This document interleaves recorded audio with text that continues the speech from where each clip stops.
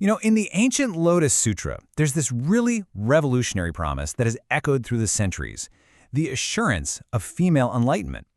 Today we're going to dive into the landmark moment when that promise was actually made. We're jumping right into the middle of a pivotal conversation, and it all starts with a question from the Buddha himself. Why do you look at me so anxiously? And that one question, well, it just opens up everything. So, what's behind this question? Well, it kicks off a massive story. It's a story about doubt, about history, and, when you get right down to it, it's about a groundbreaking promise of spiritual equality.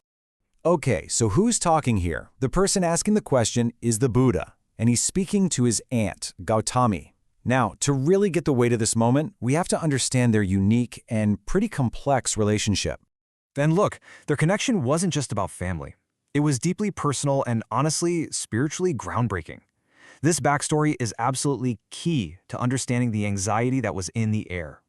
So check this out. Their relationship is playing out on two completely different levels, right? On one hand, you've got the family side. She's his aunt and foster mother. He's her nephew. But then there's the spiritual side. She's the very first ordained nun, and he is the enlightened one. This duality is what makes their conversation so incredible. And let's just focus on that family connection for a second. Gautamī wasn't just an aunt. After his mother, Queen Māyā, passed away, she was the one who stepped in. She literally raised the man who would become the Buddha. And on the spiritual side, she was number one. The very first woman ever to be ordained into the Sangha, the Buddhist monastic community. A real pioneer. Okay, so if they were this close, right? Both personally and spiritually, that brings us right back to the big question. Why was Gautamī looking at her nephew, the Buddha, with so much anxiety? And here's the thing. Her anxiety wasn't just hers. It was bigger than that. It was like she was holding up a mirror to the entire world she was living in, reflecting its deeply held doubts. So here's the context you need. At that time, there was this prevailing belief, held by some, that women were simply not as spiritually capable as men. And that societal norm cast this huge shadow of doubt over the potential of every single woman, even the first ever nun. So you can see where her fear was coming from. Gautamī had heard the Buddha make these general, sweeping promises of enlightenment for everyone, but he'd never said her name, and she was terrified. What if that everyone didn't actually include her, or any woman? And that sets the stage perfectly for the core of our story today. The Buddha's direct, powerful, and unforgettable response. We're calling it the Lotus Assurance. But before we get to his answer, we gotta understand what was on the line here. We're talking about Anuttara-samyak-saṃbodhi. It's a mouthful, I know, but it basically means the highest, most complete enlightenment you can possibly achieve. It's the ultimate goal of the entire path. This is the whole shebang. So the Buddha starts his response by kind of gently reminding her of the general promise he'd already made. He says, I have already said that I assured all the Shravakas, that's his disciples, of their future attainment. But, and this is so important, he doesn't just stop there. He really sees her. He recognizes her specific fear.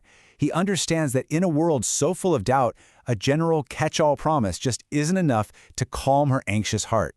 And then, he zeroes right in.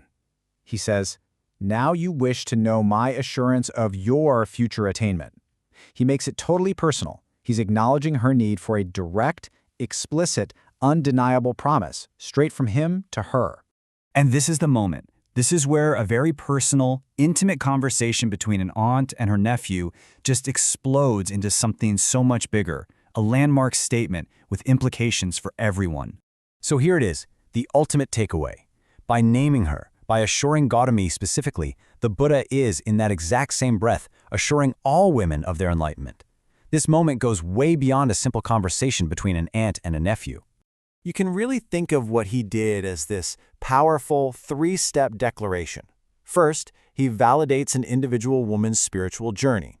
Then, bam, he extends that promise to all women. And the result of that, he declares universal spiritual equality. It's just a massive, foundational moment. You have to understand, for that time period, this was radical. This was a huge act of inclusion from one of the most influential spiritual figures in all of history. He was directly challenging the cultural norms of his day, affirming loud and clear that the path to enlightenment was open to everyone, period. This wasn't just about comforting one person, it was about setting a precedent for millions. And that kind of leaves us with this incredible thought to carry with us, doesn't it? How can one single, personal conversation, recorded centuries and centuries ago, still have the power to reshape how we view the present? It's a powerful reminder of how ancient wisdom can inform and inspire our most modern conversations on equality.